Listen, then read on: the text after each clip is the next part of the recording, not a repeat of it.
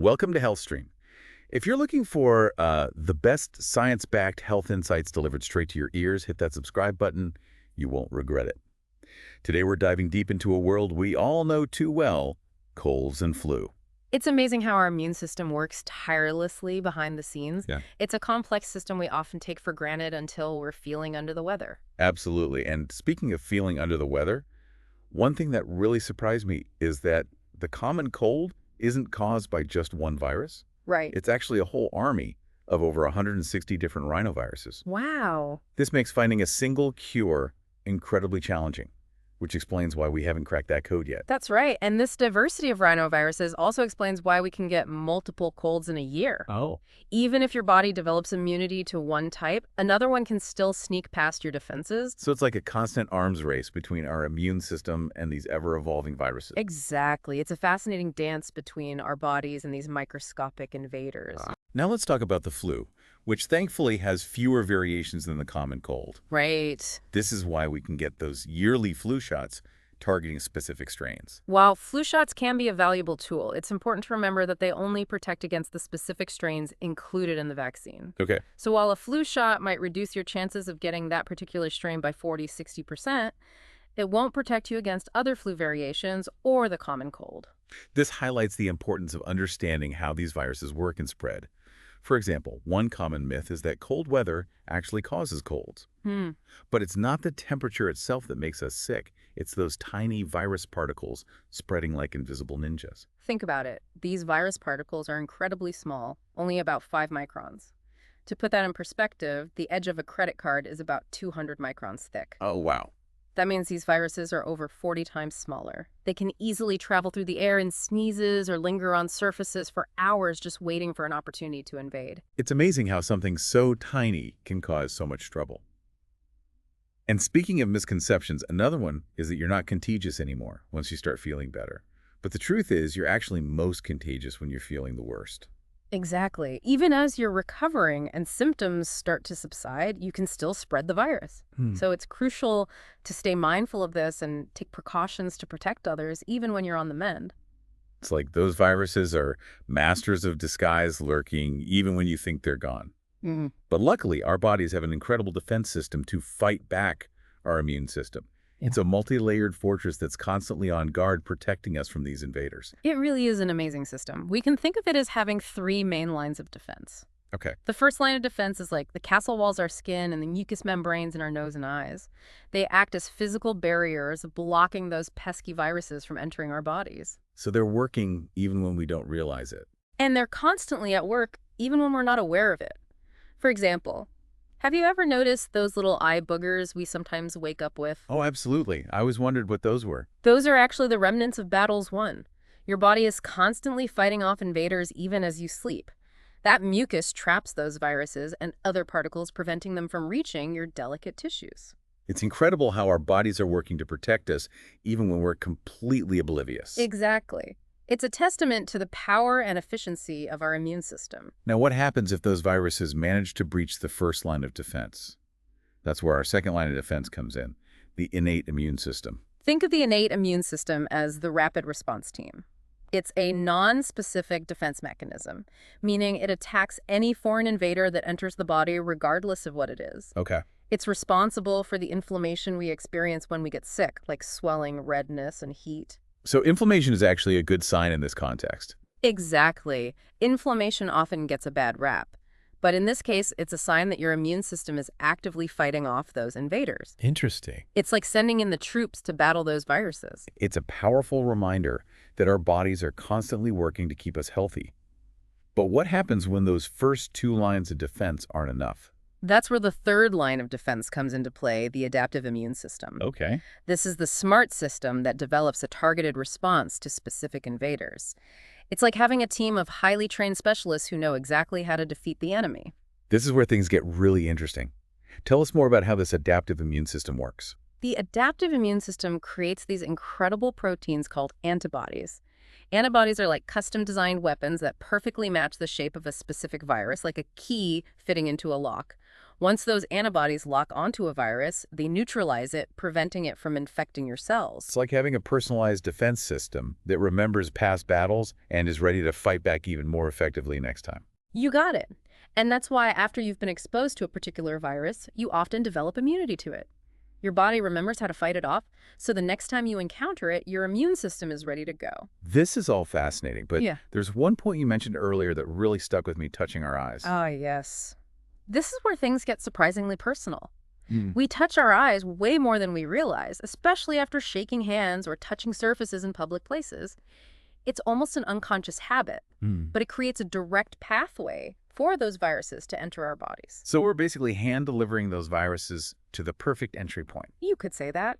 And it's not just about shaking hands. We touch our faces constantly throughout the day, rubbing our eyes, scratching our noses, adjusting our glasses.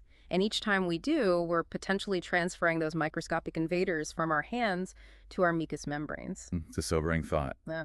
But knowing this, we can be more mindful of our habits and take steps to minimize those risks. Absolutely. Simple things like washing our hands frequently, using hand sanitizer, and being mindful of touching our faces can make a huge difference in preventing the spread of these viruses. Now that we understand the enemy and how it invades, let's explore what we can do to bolster our defenses. When it comes to boosting our immune system, there are some key lifestyle factors that play a crucial role. So it's not just about avoiding those viruses, it's about creating an environment where our bodies can thrive and fight back effectively. Precisely. And one of the most fundamental pillars of a healthy immune system is sleep. We hear so much about the importance of sleep these days. Why is it so crucial for our immune system? When we sleep, our bodies go into repair and recovery mode. It's during this time that our immune system releases proteins called cytokines, which help regulate and coordinate the immune response. When we don't get enough sleep, our cytokine production is disrupted, leaving our immune system weaker and less able to fight off infections. So skimping on sleep is like disarming our immune system, leaving us vulnerable to those viral invaders. Exactly. It's like sending your soldiers into battle without proper rest or equipment. They're simply not going to perform at their best. That's a powerful analogy. It really drives home the point that sleep is not a luxury. It's a necessity for a strong and resilient immune system. Absolutely. And another important factor is regular exercise. I've always heard that exercise is good for our health, but how does it specifically benefit our immune system? Moderate intensity exercise like brisk walking, jogging, or swimming can actually boost the circulation of immune cells in our bodies. This means those cells can patrol more effectively, identifying and eliminating threats like viruses. So it's like giving those immune cells a turbo boost, allowing them to cover more ground and respond faster. Exactly. But here's the catch. Overtraining can actually have the opposite effect. When we push our bodies too hard, it can lead to stress and inflammation, which can actually suppress our immune system. So it's all about finding that sweet spot, challenging our bodies without pushing them over the edge. Precisely. It's about listening to our bodies and respecting our limits. Now let's talk about something that's been getting a lot of attention lately, the gut microbiome. Ah, yes. The gut microbiome is an incredible ecosystem of trillions of bacteria that live in our intestines. And it turns out these tiny organisms play a crucial role in our immune system. I've heard that a healthy gut microbiome is essential for overall health. But how does it specifically support our immune system? These gut bacteria actually help train our immune system to distinguish between harmful pathogens and harmless substances. They also produce certain compounds that can directly stimulate immune cells and enhance their activity. So a healthy gut microbiome is like having a well-trained army that's ready to defend against any attack. That's a great way to put it. And one of the best ways to support a healthy gut microbiome is through our diet. What are some foods that can help nourish our gut bacteria and boost our immunity? Low-sugar fermented foods like kimchi, sauerkraut, kefir, and yogurt are packed with beneficial bacteria that can help diversify and strengthen our gut microbiome. Aim for 2 to 4 servings of these foods a day. I've actually heard a quirky tip about boosting the oral microbiome, which can then benefit the gut. Have you heard about swishing water around in your mouth first thing in the morning and swallowing it? That's an interesting one. While the research on this specific practice is limited, it aligns with the idea that a healthy oral microbiome can contribute to a healthy gut microbiome. And it's a simple, harmless habit, so it certainly couldn't hurt to try. I like the idea of starting the day by supporting those beneficial bacteria. So we've covered sleep, exercise, and gut health. Are there any other tools we can use to bolster our immune system? Absolutely. Let's talk about sauna. Sauna. I usually think of saunas as a way to relax and unwind. Yeah. How does that benefit our immunity? Exposure to heat stress, like that experienced in a sauna, can actually activate certain immune responses. When our bodies heat up, it triggers the production of heat shock proteins, which play a role in protecting cells from damage and boosting immune function. So it's like giving our immune system a workout. You could say that. Aim for a sauna temperature between 176 and 210 degrees Fahrenheit and do 3 rounds of 15 minutes each with cool downs in between.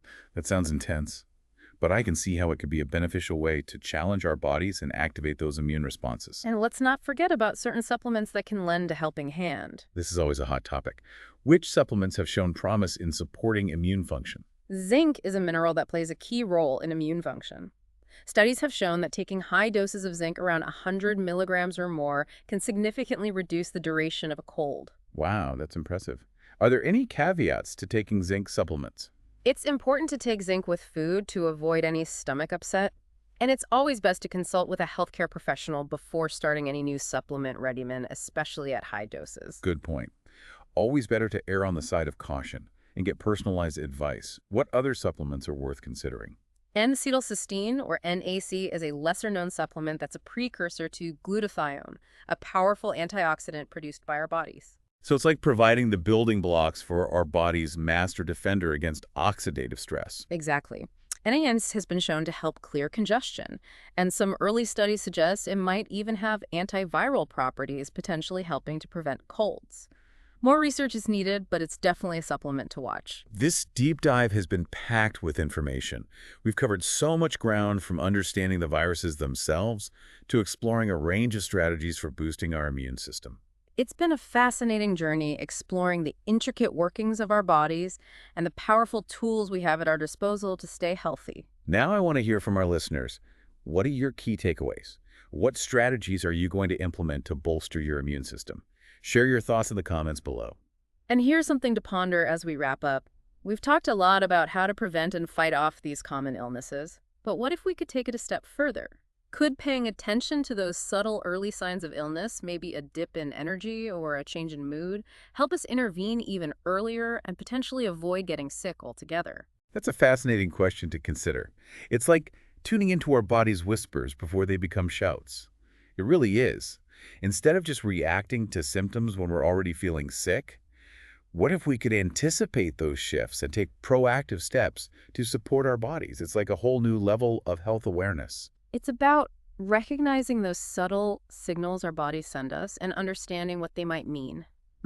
Perhaps a slight scratchy throat or a dip in energy is our body's way of saying, hey, I'm starting to feel a little run down. Let's prioritize rest and nourishment. It's like becoming fluent in our body's language and responding in a way that supports its natural healing ability. Exactly.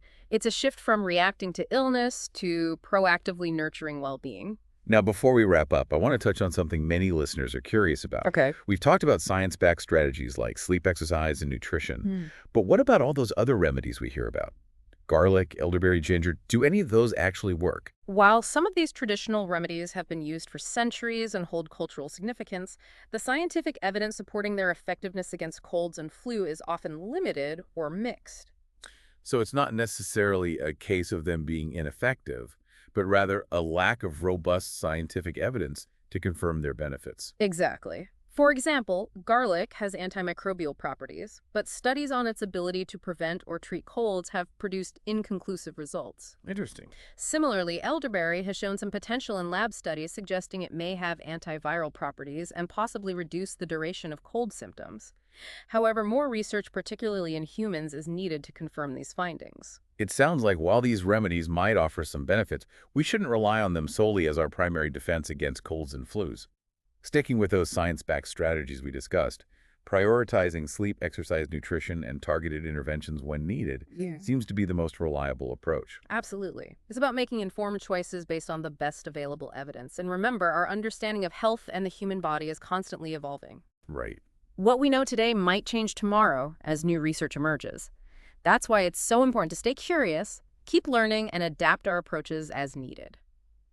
This deep dive has been incredibly enlightening. I feel like I've gained a whole new perspective on colds and flu. from understanding the intricacies of these viruses to discovering a range of powerful tools to support our immune system. It's been a pleasure exploring this topic with you. Remember, knowledge is power, and when it comes to our health, it's the most valuable asset we have. Listeners, we'd love to hear your thoughts on this episode. What surprised you? What strategies are you going to implement to bolster your immune system? Share your takeaways in the comments, and remember, stay curious, stay healthy, and keep diving deep with us.